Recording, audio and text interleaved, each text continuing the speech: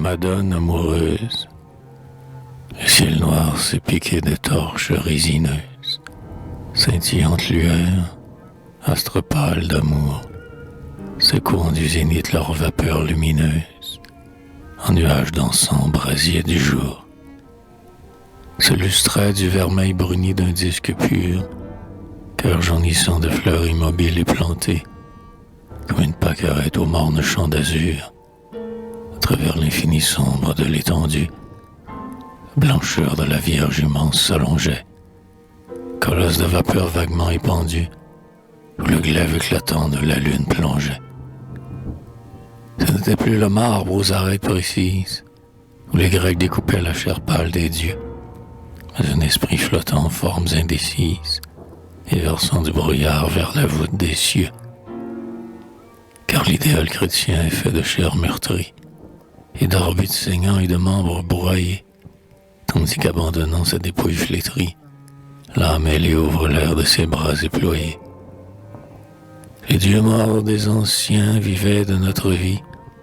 Ils avaient nos amours, ils avaient nos douleurs.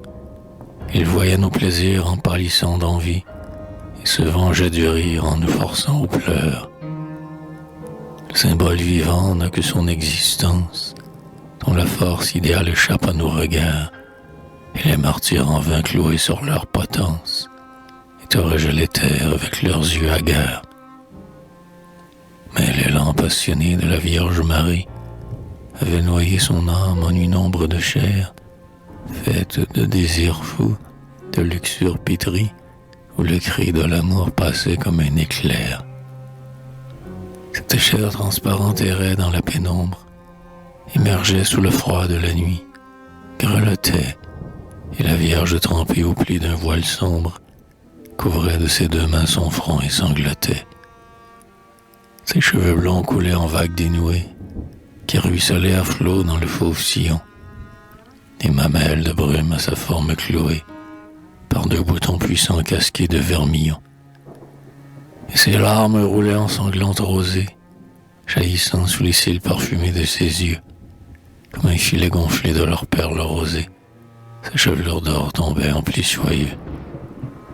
Pendant qu'elle pleurait dans ses chairs cristallines, un nuage laiteux en panache fumait, fondant leur transparence en teintes opalines, dont la neige mousseuse et légère écumait. Et ses pâles cheveux aux couleurs effacées, lentement noircissaient au creuset de la nuit, et l'or blond s'enfuyait de leur teinte passée, ainsi que l'or mourant d'une braise s'enfuit. Ses veines se gonflaient de gouttes purpurines, qui faisaient tressaillir ses nerfs en les baignant. Un souffle sensuel dilatait ses narines, et le désir perçait son cœur d'un clou saignant.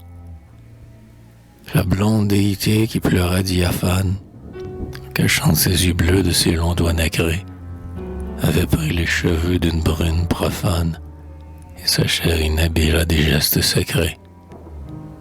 Ce n'était plus la chaste et mystique Marie, éclairée du halo pur de la Trinité, mais c'était une fille amoureuse qui crie et gémit de désir sur sa virginité.